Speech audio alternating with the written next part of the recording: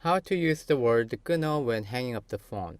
The word 끊어 literally it means hang up, but we have two kinds of 끊어. One is just hang up. If you're tired of talking with the person you're calling, or you've got upset or angry so you don't want to talk to this person anymore, you just want to hang up the phone right now, then you can hang up without saying any word. But I don't know what kind of word do you use in your country in this situation. When I asked my British friend about this, she said, we just hang up.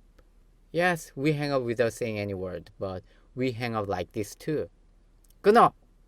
Do. Like, hang up. Do. Or if the conversation is too annoying and you want to hang up, you can use 끊어 like this. 끊어. 끊어. 끊어. It feels like, oh, stop. I'm going to hang up.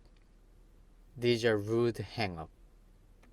And the other one is really natural way to end the conversation. 끊어. It's like, bye.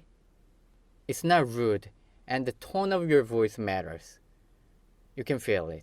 One is 끊어, or 끊어. Second one is 끊어. Okay, these are natural conversations. One. 어휴, 너 왜 이렇게 바보 같냐? 아니, 내가 뭐라고 그랬어? 블라블라블라블라블라블라블라블라블라블라. 끊어. 뚜.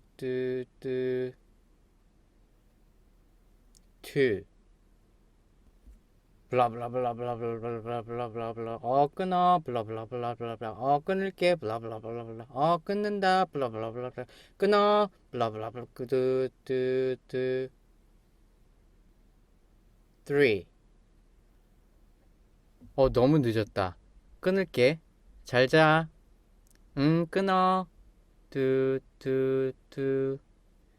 So try to use this in a conversation with your Korean friend. But I hope not the rude one. Thank you.